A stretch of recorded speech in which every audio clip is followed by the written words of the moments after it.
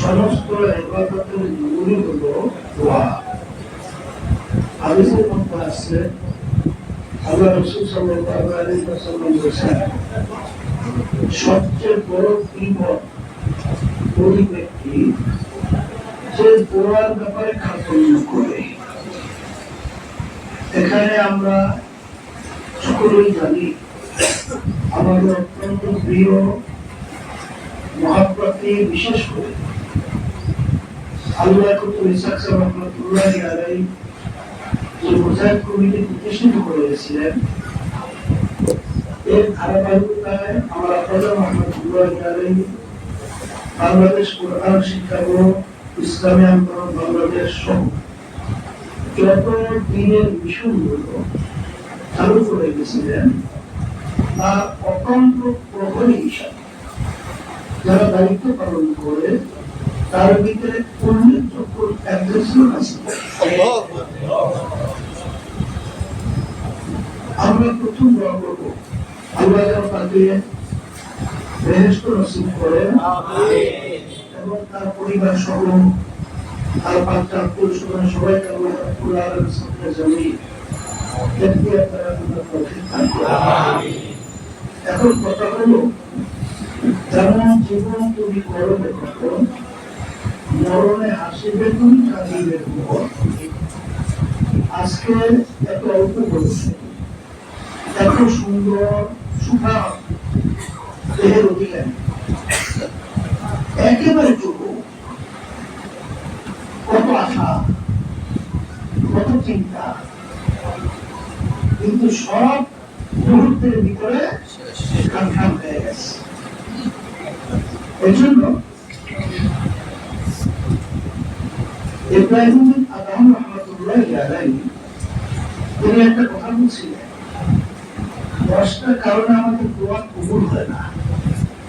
এর ভিতরে একটা কারণ হলো আমরা মাইয়িতকে গোসল করাই, কাপড় পরাই, জানাজা নামাজ পড়াইয়া কবরের ভিতরে রাখি, ওর থেকে আমরা কোনো উপদেশ গ্রহণ করি না যে এরকম একটা দিন আসবে যেদিন আমাকে এরকম সাদা কাপড় পরাবে, জানাজা নামাজ পড়াইয়া মাটির গর্বে রাখবে।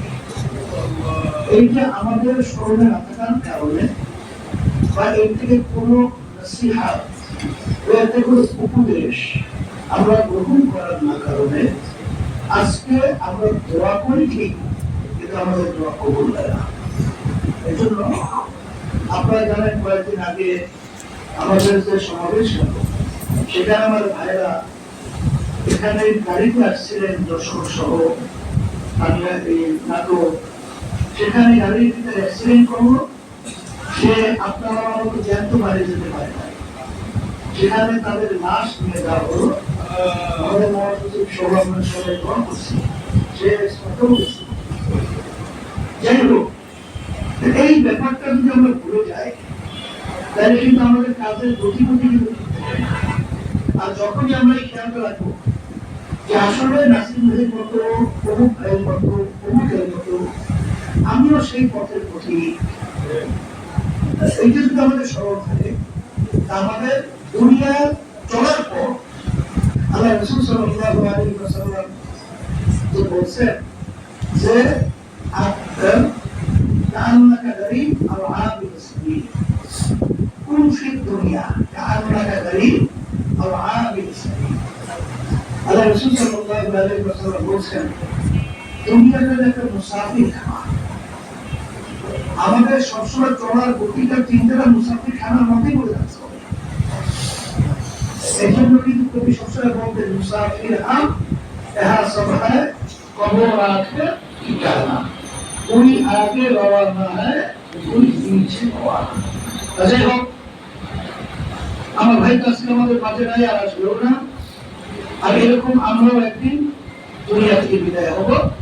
তবে আমাদের এর থেকে উপদেশ গ্রহণ করা এবং তার জন্য দোয়া করা, আর সাথে সাথে আমরা দোয়া করি যে আল্লাহ রাব্বুল আলামিন, আমরা যেরকম তার প্রশংসায় আজকে মাইক ধরে কথা বলতে পারছি, আমার জীবনটাও যদি এরকম আমি গঠন করতে পারি যে আমি দুনিয়া থেকে বিদায় হওয়ার পরে মানুষ যেন আমাদের ব্যাপারে ভালো হবে, এই এতটুকু কথা ধারাবাহিক আলোচনা চলতে থাকবে। যেহেতু আমার প্রোগ্রাম আছে, মাহফিল আছে, আলোচনা আছে, আমি আপনাদের কাছে দোয়া চাই, আমিও সবার জন্য দোয়া করি, আর এবং বিশেষ করে আমার ভাইয়ের জন্য দোয়া করি। সকলের দোয়া করানো হয়েছে। আমি হঠাৎ ওদের নামাজ যখন পড়তে গেছি, তখন সংবাদটা আমার কানে আসছে, আমাদের পরপরই জগনের ছাত্রদেরকে নিয়ে মুসলিম নিয়ে দোয়া করছে। এখন আমরা দোয়া করবো, এছাড়া তো আমাদের কিছু করার নেই। আর এতটুকু না চাওয়া পাওয়া